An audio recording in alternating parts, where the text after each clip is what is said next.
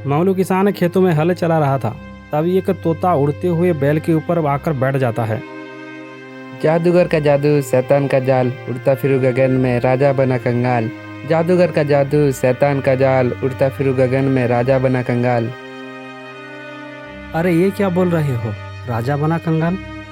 क्या सोच रहे हो मित्र मंगलू, कहाँ खो गए? ये कैसा संभव है? तुम तो मेरा नाम भी जानते हो। मैं सब जानता हूँ मित्र, अंदर का राज और बाहर का बात। तुम्हारी पत्नी गंगा तुम्हारे लिए खाना लेकर निकल गई। सच में तुम तो बड़ी कमाल के हो। अच्छा, तुम बोल रहे थे कि राजा बना कंगाल, ये क्या राज है? यह एक रहस्य है, वक्त आने पर मैं सब बताऊंगा। देखो मित्र, खाना भी आ गया।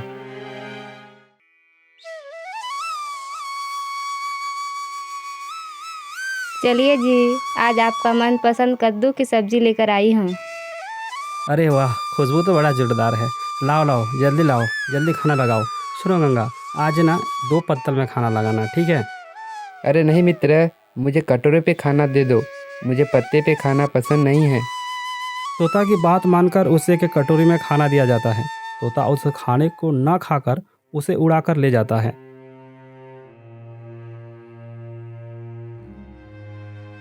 अरे ये तोता तो खाना लेकर कहीं चला गया।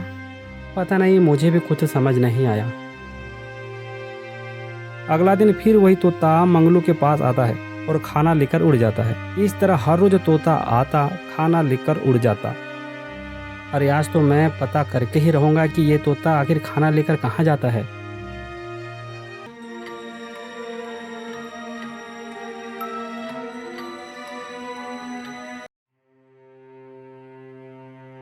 हे प्रभु, ये किस जन्म का सजा तू मुझे इस जन्म में दे रहा है। एक रानी होकर भी मैं इस गुफा में बंद हूँ। पता नहीं राजा कब आएंगे।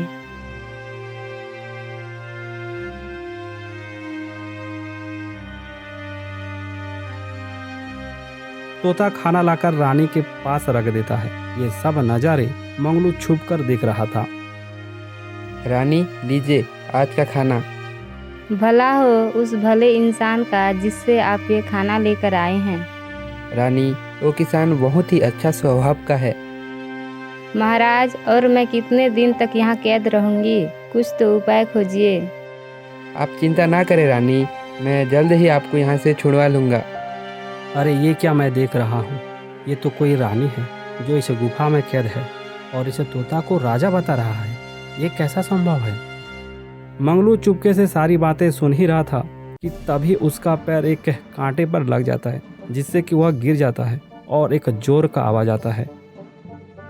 अरे कौन है वहाँ, सामने आओ। अरे मित्र मंगलू तुम? अरे हाँ मित्र, मैंने ही तुम्हारा पीछा किया और यहाँ तक पहुँच गया, पर ये सब देख मेरा सिर अब चकरा रहा है। मुझे तो कुछ समझ ही नहीं आ रहा है कि आखिर चल क्या रहा है। लगता है वक्त आ गया है सच बताने का। तब सुनो मित्र, मैं जयनगर का राजा उदय हूँ और इन जादुई सलाखों के पीछे जो है वह रानी आनंदा है। राजा होकर तोता कैसे बन गए मित्र, और रानी सलाखों के पीछे कैदी के रूप में क्यों हैं? इसके पीछे एक लंबी कहानी है मित्र। आज से कई वर्ष पहले जयनगर के चारों तरफ हरियाली खूबसूरती का वातावरण हुआ करता था।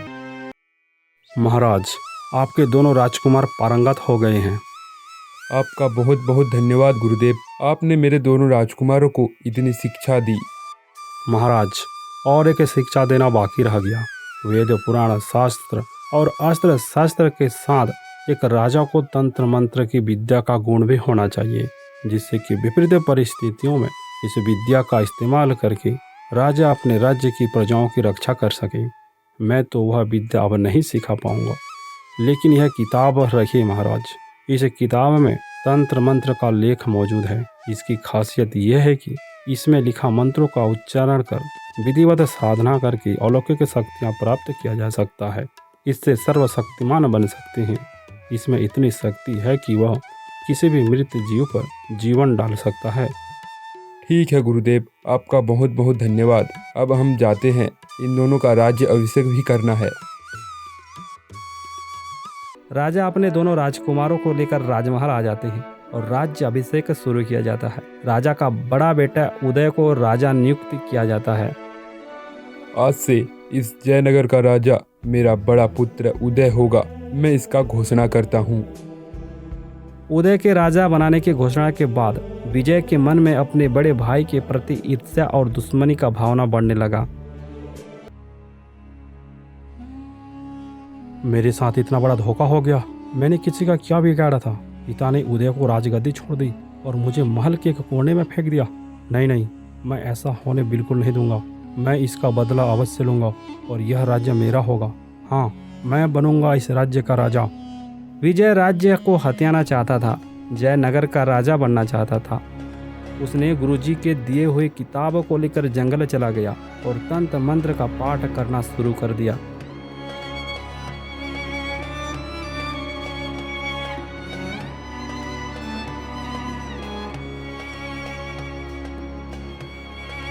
ओम पूमी सीटा टूटी टोटा हा हा हा हा हा। जादूगर का जादू, शैतान का जाल, अब और बर्दाश्त नहीं, दिखा दे अपना कमाल। विजय इस तरह कई दिनों तक चुपके से तंत्र मंत्र का साधना करने लगा और एक दिन तंत्र मंत्र का साधना भी पूरा हो गया और उसको अलौकिक शक्ति मिल गया। हा हा हा हा, आज मेरा साधना पूरा हुआ। अब मैं शक्तिशाली महाबलशाली हो गया हूँ। जरा देखूँ तो मेरा मंत्र कैसा काम करेगा। अरे हाँ हाँ, वो रहा। यह तो किसी जानवर का हड्डी पड़ा हुआ है। चलो इसी को जिंदा करके देखता हूँ। ओंग पूमी सी टूटी टा हा हा हा हा। जादूगर का जादू, शैतान का जाल, हड्डियों में जान भर दे, दिखा दे कमाल। अरे वाह, ये तो सचमुच जिंदा हो गया। यानी कि अब मेरा दिव्य शक्तियाँ आ गया है मेरे पास। चलो अब राजमहल चलते हैं। अब तो राजा बनने की पारी है। हा हा हा हा हा हा।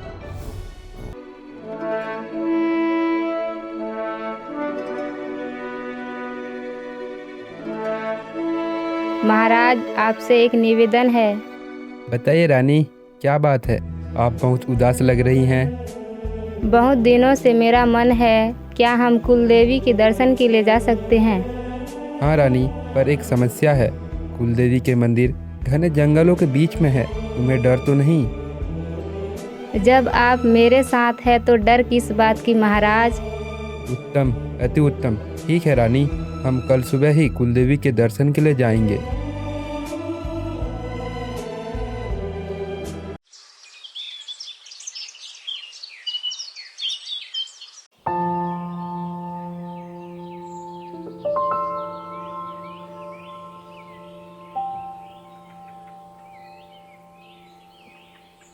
सैनिकों, जंगल बहुत घना और डरावना है, इसलिए पूरी सावधानी के साथ आगे बढ़ो।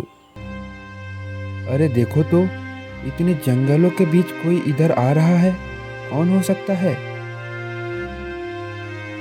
अरे विजय, तुम इस जंगल में क्या कर रहे हो? इस जंगल में मैं राजा बनने की तैयारी कर रहा था। मैं कुछ समझा नहीं। अरे कहना क्या चाहते हो? मैं तुम्हें मारकर इस राज्य का राजा बनना चाहता हूँ।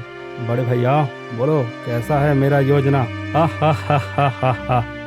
विजय, तुम पागल हो गए हो क्या? ओम पूमी सी टू टा टे टू हा हा हा हा हा। जादूगर का जादू, शैतान का जाल, अब देरी बर्दाश्त नहीं, दिखा दे कमाल। विजय ने मंत्र के बल से राजा उदय को एक तोता बना दिया, वहीं रानी अनंदा को एक अंधेरी गुफा में बंद कर दिया। ये सब देख मंत्री भी डर गए। राजा उदय और अनंदा की एक हादसे में मृत्यु बताकर अगले दिन जयनगर का राजा विजय को बना दिया गया। तो मंगलू किसान भाई, ये था मेरा राजा से तोता बनने की कहानी। सच में ये तो आपके साथ घोर अपराध हुआ है, और इस षड्यंत्र को तोड़ने का क्या कोई उपाय नहीं है? इसका उपाय तो केवल गुरुजी ही बता सकते हैं। हमें उनके पास जाना चाहिए। ठीक है मित्र, अभी रात होने को है, मैं अभी जाता हूँ। कल सुबह हम गुरुजी के आश्रम के लिए निकलेंगे।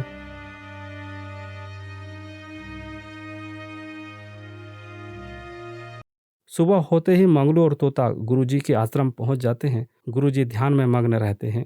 प्रणाम है गुरुदेव। अरे तुम कौन हो बेटा? गुरुदेव, मैं राजा उदय हूँ। तोता ने सारी याद बीती गुरुजी को बता देता है।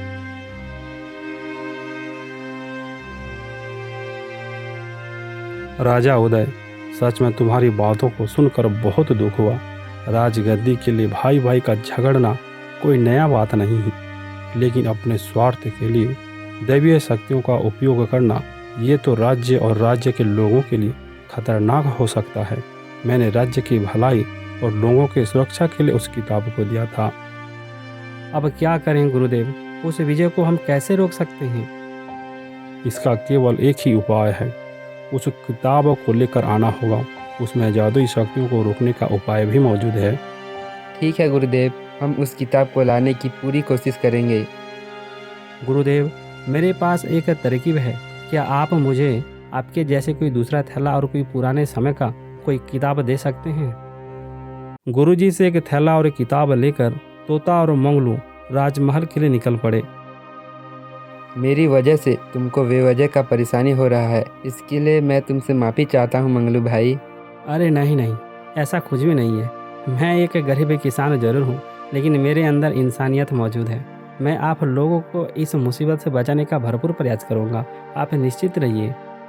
पता नहीं तुम्हारा एहसान कैसे चुकाऊंगा, बस थोड़ी देर और राजमहल पहुँचने ही वाले हैं। बातें करते करते दोनों जयनगर पहुंच जाते हैं। अब आपसे बिछड़ने का वक्त आ गया है। हम दोनों एक साथ नहीं जा सकते। ऐसा करो, आप खिड़की की ओर से महल के अंदर प्रवेश करना और मैं प्रवेश द्वार की ओर से प्रवेश करूंगा। ठीक है भाई, मैं खिड़की की ओर से राजमहल में प्रवेश करता हूँ। पर हाँ मंगलू, और एक बात याद रखना, अगर तुमको सैनिक द्वार पर रोकते हैं तो ये कहना।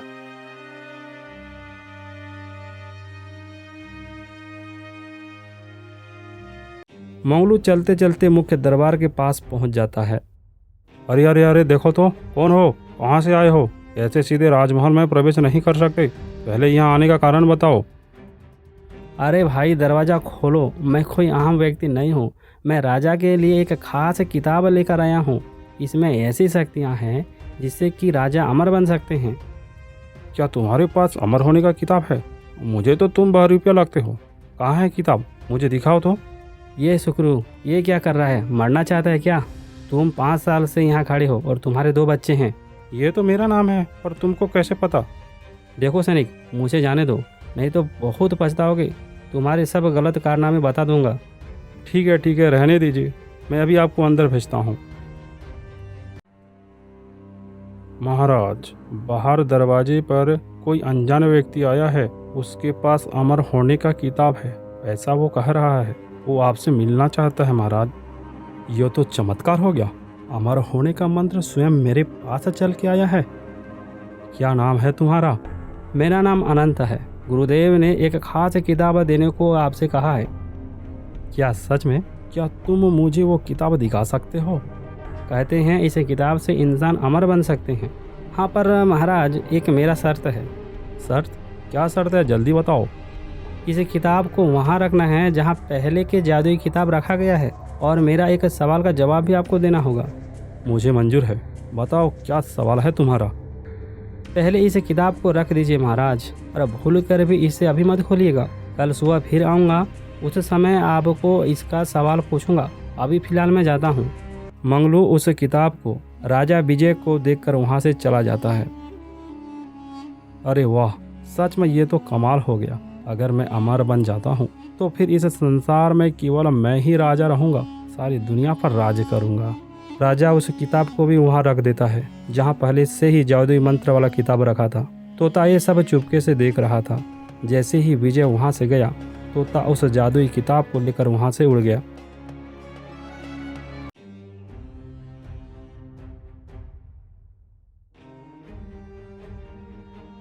चलो अब इसे गुरुजी के पास लेकर जाते हैं।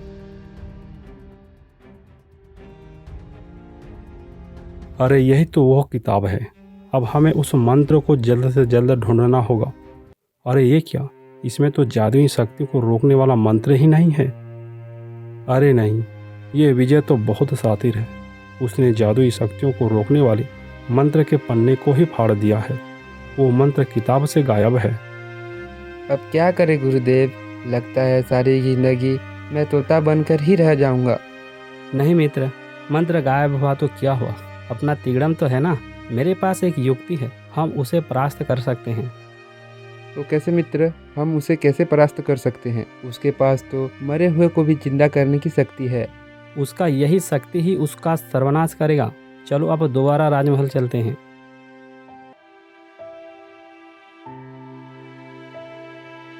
क्या हुआ मित्र, तुम क्यों रुक गए? और अब कहाँ जा रहे हो? राजमहल का रास्ता तो उधर है। मैं एक चीज़ खोज रहा हूँ। अरे हाँ, देखो वो मिल भी गया। कोई जानवर का हड्डी पड़ा था। मंगलू उसके पास जाकर उन हड्डियों को थैला में भरने लगा। क्या करोगे इन हड्डियों का मित्र? इससे क्या होगा? तुम देखते जाओ मित्र, ये हड्डी ही हमारा जीत का राज है। आइए आइए, मैं आपका ही इंतजार कर रहा था। अब बोलो, मुझे क्या करना होगा? मैं कब उस किताब को खोल सकता हूँ? महाराज, हमें नगर के बीच जाना होगा। कोई बात नहीं, हमें मंजूर है। सब लोग जयनगर के बीच में पहुंच जाते हैं। मंगलू अपने थैला से सारे हड्डियों को निकालकर सामने रख दिया। महाराज, अब आपको इन हड्डियों को जिंदा करना होगा। मैंने आपके बारे में बहुत सुना है महाराज, पर देखा नहीं। आज मेरे साथ इस जयनगर के लोग भी देखना चाहते हैं कि राजा विजय की अलौकिक शक्ति का प्रदर्शन कैसा होगा। राजा विजय हड्डियों के सामने बैठ जाता है और अपना तंत्र मंत्र शुरू कर देता है। मेरे पास ये सिद्धि है कि मैं किसी भी मृत शरीर को जीवित कर सकता हूँ। आज ये दुनिया देखेगा मेरा पराक्रम। ओम पू मी सी टू टेटा हा हा हा हा हा। जादूगर का जादू, शैतान का जाल, हड्डियों में जान भर दे, दिखा दे अपना कमाल। और देखते ही देखते उन हड्डियों में से एक जीवित शेर बन जाता है, क्योंकि मंगलू ने शेर की हड्डियों को ले आया था। अरे ये तो शेर आ गया! भागो भागो भागो भागो! शेर को देखकर लोगों में भगदड़ मच गया। शेर अपने सामने बैठे राजा विजय पर हमला कर दिया। अरे बचाओ, अरे बचाओ बचाओ, ये तो कोई शेर है, बचाओ मुझे बचाओ। राजा चिल्लाता रहा, लेकिन शेर के पास जाने का किसी के पास हिम्मत ही नहीं हुआ। सब लोग भाग गए। मंत्री और सैनिक भी देखते रह गए। कुछ देर बाद राजा विजय का मौत हो जाता है और शेर उससे लेकर जंगल की ओर भाग जाता है। वहीं राजा विजय के मौत के बाद उसके जादू का असर भी खत्म हो गया। तोता के रूप से उदय इंसानी रूप में आ गया। वहीं रानी अनंता भी कैद से आज़ाद हो गई। अरे देखो तो जरा, ये तो हमारे राजा उदय हैं।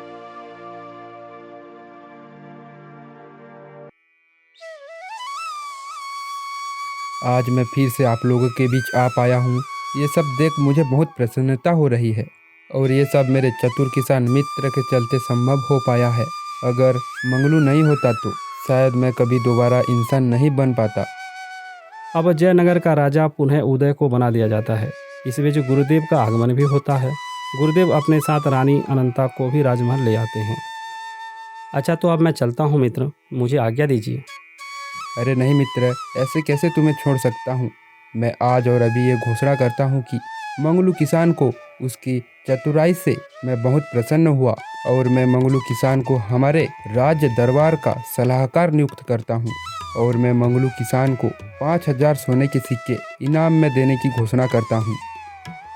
मंगलू किसान को दरबारियों ने 5000 सोने के सिक्के दिए। मंगलू उन सिक्कों को लेकर घर आया। घर आकर सारी बातें अपनी पत्नी को बताया। मंगलू अब राजा के सलाहकार के रूप में काम कर रहा है।